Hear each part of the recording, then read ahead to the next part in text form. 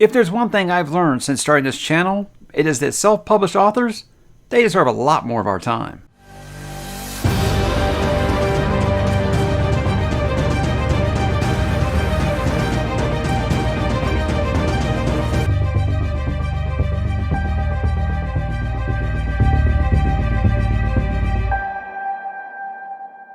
Hey, what's up, bookworms? Mike back today to talk a little self-pub, guys, because something that I have learned in pretty much like the last year, but mostly since I've started running this channel, is that self-published, certain, I guess, stigmas have been kind of attached to that, where people have some preconceived notions, myself included, until I finally did start getting into a little bit of myself and saying, wow, it doesn't mean what it used to mean. So I think that this is a really, really great field right now of self-pub that is going around, especially in the fantasy community, and lots of great, great storytellers out there who don't necessarily, choose to be self-pub because, they can't get traditionally published. It's just, I see that you get a lot more control now over your story and mostly over your release date. So I did an interview recently with Ryan Cahill, and he really opened my eyes to a lot of the stuff going on in the self-pub game, and it made me think I've got several of these books I think that I'd like to try. And today, guys, we're going to talk about 9 of them that I'd like to start within the next year. Now, these aren't all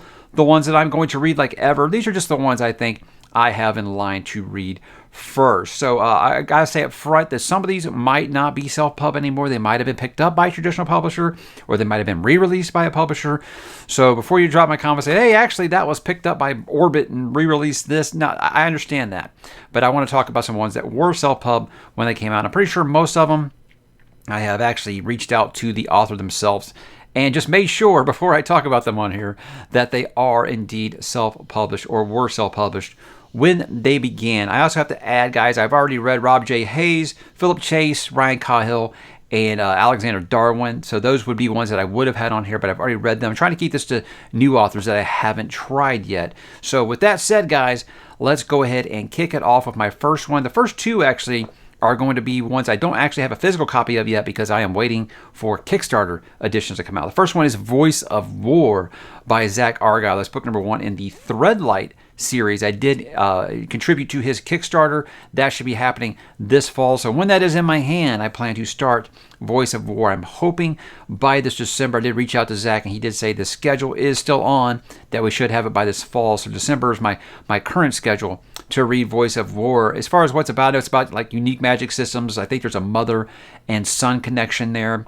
Similar to Sanderson is a thing. I get told a lot that the magic system and just the writing style overall is very, very Sanderson inspired. And I think that that's obviously understandable. I believe Zach has said his favorite fantasy series is the Mistborn Trilogy, which I love too. So I think that I would enjoy what he has to offer here. But again, don't know a ton about a lot of these. I'm going to kind of just the bullet points that I have picked up because I don't want to get too much into spoilers or anything like that, so I haven't read too much about what they're about. I haven't even read really the synopses for a lot of these. I'm really going off of word of mouth because I feel like that's what really takes self-pub to the next level, is the word of mouth is how you get to even know about some of these. And that's how I got to know about the Sword of Keigen by M.L. Wang. This seemed to be a self-pub sweetheart for the last couple of years. I think Patrick's been the one who's been pushing me the hardest to read this one for a while now. And that's another one, like I said, when that Kickstarter edition does get in my hand, I will pick it up. So that'll be happening this year. I believe they say it should be shipping in August, and I hope so because September I have pretty open before spooky season starts, and I'd love to get into that one. I know it's a Japanese-inspired military fantasy revolving around this one family. Look, I'm watching the miniseries Shogun right now because I'm going to be reading that next year, and I thought, wow, I'm really into anything right now that feels kind of Japanese-based. Now, I don't know if it's anything like that at all. I don't even know what time period this takes place in. Is it modern?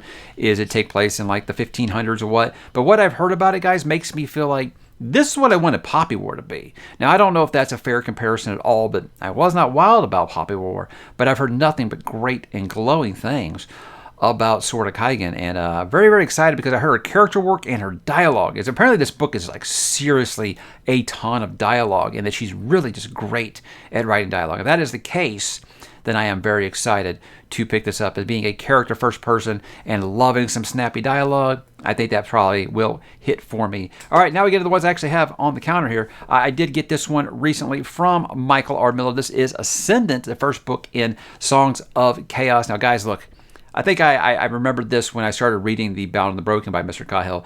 I love dragon fantasy, guys. It's not a hard sell for me. You put dragons in something, you've got my attention. And I always feel like there's two types of fantasy stories. Either dragons are these majestic characters or creatures that were around long ago and they might return, or it's we've got to kill these freaking dragons. Well, this one seems to be the former, and I'm excited about that because I think this was the thing that caught me at first was like his covers are amazing. I love his artwork. I'm like, why has this dragon's got blindfolds? And apparently what it is like there's a ugly duckling. So basically these dragon species, if you're showing signs of weakness, they just they smoke you. You're gone. You know, they eat your young. And with this is this one human character finds one that is blind and decides to steal it and befriend it and raise it as his own and form a bond with them. And that leads into the whole character's the hero's journey that I love in traditional fantasy so much. I think this one is targeted towards YA, so I'm thinking I might start this after I finish Arc of the Scythe by Neil Shusterman, because I'll be looking for something to fill that void. But yeah, I'm very excited about this because anytime you're dealing with dragons, I'm very excited. And I know everybody sees that and they think automatically Aragon. And I don't know why Aragon became like the go-to every single time there's something with dragon riders in it. But, I won't lie, I kind of thought that too. And that's one of the first things I asked him about. But apparently he does do his own thing. And it sounds very, very exciting because I have 3 of those books just waiting for me. And I've heard good things about it, so I'm very, very excited to do that. Next up, this one is called The Hellborn King by Christopher Brenning. Probably the nicest beard on all of social media. I mean, this guy's got beard goals. Him and John Gwynn, I think, are competing 1A, 1B for best beard. But this is a series I got on my radar from Andrew over at Rangers Wizardly Reads. He knows how much I love Grimdark and how much it's hard for me to find anything that, First Law set up expectations for me, what I expect in Grimdark. And he said he feels like this will have a good balance there in that he has the morally gray characters, the multi-POV, the political, the maneuvering and things like that I love about First Law. Might not quite have, the I'm not sure about the language. I feel like if you talk about Grimdark, you got to have, an F-bomb here or there somewhere, or someone shitting themselves. I think that's just like a normal. When you get any comparisons to Joe Grimdark, as I call him, I think that you're going to expect a character to shit themselves at least once, right? But yeah, a very military fantasy, which has been kind of a subgenre that's kind of hit or miss for me. But when it's done just right, like say the Faithful and the Fallen, I do quite enjoy it. So I'll be interested to see what he can kind of come up with there, because this is a beautiful naked hardcover that he sent me, and yeah, it made me want to read it like almost immediately. But I think that will be happening, if not this fall, early sometime next year. Next up, guys, you don't know, I've been reading Percy Jackson with my 11-year-old. It's been a lot of fun for us reading those together. Very, very obviously middle grade level reading. And a series that kept getting recommended to me when I talked about that was Fraternus by Derek Ashton. And so it was sold to me as Percy Jackson for adults. And I know you get those things a lot. I remember when Dresden Files was sold to me as Harry Potter for adults, and I was like, okay, whatever.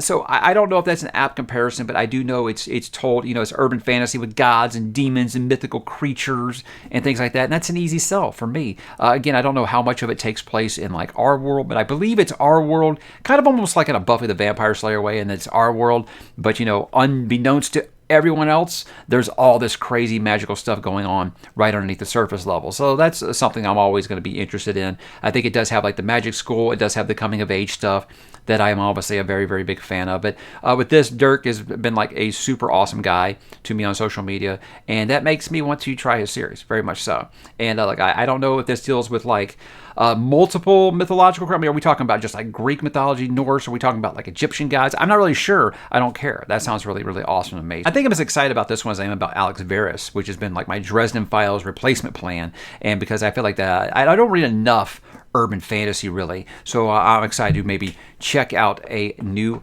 version there, and I think that could be a lot of fun. Next up, guys, I think that Something I love about fantasy is obviously mythical creatures, right? Dragons are always a go-to, but you know what doesn't get enough run in the fantasy genre these days? Griffins don't get enough run, unless you're Tiago Abdallah and you do a touch of light. Now this series here, what's this called? It's like the Ashes of Averin. Sorry, I just wanted to say the Light of Averin because of a touch of light. I knew a couple people who read this one not too long ago. A couple of my moderators, Brent and Madison, both read this one, and they had very good things to say about it. Alan, obviously, Library of Alexandria is the one who actually put it on my radar first, and Tiago's just an awesome guy. Anytime you're dealing with griffins, that they're like, hey, okay, that's cool. So we got griffin riders in lieu of dragon riders, but I've heard there's very, very strong character arcs in this book that come full circle in the first book. And apparently the in-world religion plays like a huge, huge part. I think it was Leslie over at Nerdy Narrative who really just got me excited to read this one with all the stuff she's saying. She says it's got everything from that all the way to like zombies. You got zombies in like a fantasy setting. I don't even know how that works, but it sounds very, very exciting to me. And I think his artwork is great. His artist is awesome. On the new one actually has a griffin on the cover. So yes, guys, cover buys are still very, very important. So I'm excited to read about some new mythical fantasy creatures that I haven't read about before, and that sounds super, super exciting. Next up, this is probably the biggest one on the list as far as my page count. I don't know, maybe there may be one more that might be bigger than this, but this is Illborn by Daniel T. Jackson. This is a series that felt like I didn't hear nothing about. Then all of a sudden I heard about it from everyone at the same time. And I think it's because book 2 was coming out is why I started hearing more about it. But this series, I am really not sure very much about it. I've just been told that the world building is like S tier. It's really, really good. They get uses like 4 POVs, and everybody says, unlike a lot of multi-POV fantasy books, there's no character that you don't. You ever get to that chapter and be like, oh God, not this character again. That you love every single one of those 4 POV characters. And I think the character work is said to be some of the best. So, character first guy that I am, that's an easy sell for me. But yeah, I'd like to get to this one sooner rather than later, just based off what I've heard about it. I think Patrick said it's one of his favorite self-pub books he's ever read.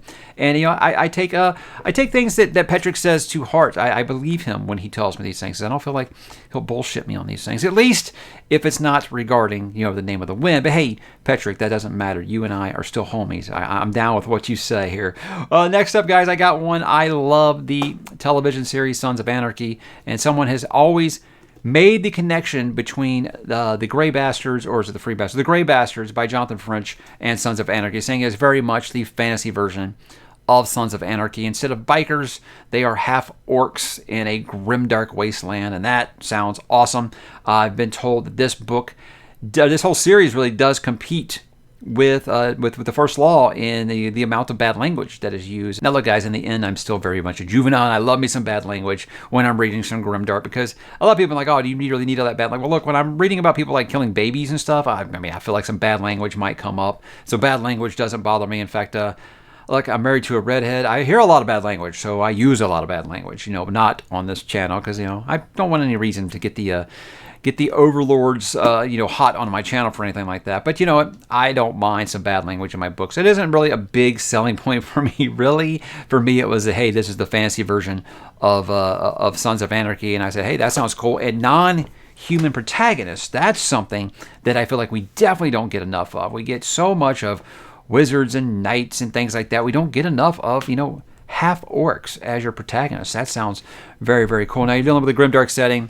You don't know how good of good guys they are, but that's why I do love the subgenre. Last one, guys, I don't actually have a copy of this yet. I have it on digital. I don't actually have a physical version of it yet, but it might be, like I said, the longest one on the list. This is Dragon Mage by M.L. Spencer. I wanted to donate to that Kickstarter she was having because that edition looked great, but I said, look, I can afford 2 of those a year, and I'd already done Threadlight and Sword of Keigen, so I couldn't donate to that Kickstarter, so I'll have to deal with my just plain old digital version, which is fine by me when it's an 800-page book. It's much easier to hold, but dragons and magic, guys, are why I love this genre. It's why I fell in love with it in the first place. Coming of age and hero's journey is something I'm always going to be on board with. I've been told that the friendships in this are just really, really great and memorable stuff, where you just feel like you're kind of hanging out with your pals after a while. And this sounds like the traditional fantasy that I grew up loving. In the end, I think one thing that I learned when I started reading The Bound and the Broken by Brian Cahill was that, man, I've gotten so wrapped up in everything having to be adult, dark, grimdark, and just so brutal and hopeless that I was like, wow, I really do miss just the traditional fantasy. There's nothing wrong with it. Everything has to be blood and guts, you guys. I mean, I just said how much I love bad language and violence and stuff in my books, but you know what? Every once in a while, it's okay to let the sun shine a little bit, I think. And I feel like that's what some of this traditional fantasy, this throwback to traditional fantasy that seems to be coming around a lot in self-pub, that I seem to be very, very much missing in my life. And it sounds like Dragon Mage would definitely scratch that itch. Now, there's several others, guys. I just didn't want to load this down with like 25 books because I wouldn't be getting to those within the next year, because I do have other stuff, traditional published that I have planned to read already. And that list just keeps getting longer and longer and longer. But like I said, I felt like I have learned a thing or two when it comes to self-pub. I feel like it very much is like a new Iron Age on this, is that there is a lot of amazing content out there, and people want control over their own story. They don't want to be told they have to do this, this, this, this, and this. They have to cut this out. They have to do that. They have to do any of these things. And it doesn't mean what it used to mean, I think, where, hey, this is something I wrote on my Commodore 64 and I just uploaded it to Amazon. You can automatically print it. And I'm not saying there's not a place for that. I'm just saying that I know that a lot of people have been hesitant to try a lot of self-pub because they do have those preconceived notions of what it is about. But, I've read, I just mentioned those, Rob J. Hayes, I just read Ryan Cahill, read Philip Chase. I'm reading Alexander Darwin right now, and I'm like, this is great stuff. If someone didn't tell you it was self-published, I don't think you'd really notice. At least I don't. So I'm just saying, I think that maybe some of us should give it more of a chance, and I am going to, take my own advice here and give a lot of it more of a chance. That is the goal here within the next year on the channel. So I want to thank all the authors who did send me copies of these books. That is very, very kind of you. And I'm excited to say, hey, I'm finally going to check them out. And I'm excited. I'm happy that you were patient with me, because I tell people when they send me stuff, I can't promise you that I'll be able to read it because I've just got so much going on. And they always say that they understand and that there's no strings attached. And I appreciate that. I appreciate that there are people who do not pressure me when they send me something. It's amazing. It's amazing patience on your behalf, and the trust that you've shown me is something I hope I can pay back by reading it and maybe putting some eyes on some of these books here, guys. So have you guys read any of these? I would love to know what you think. Is there some self-pub you're looking forward to checking out within the next year or so? Hey, I'm always open to listening to some of those recommendations. Why don't you drop in the comments, guys, and let me know, and I will talk to you there.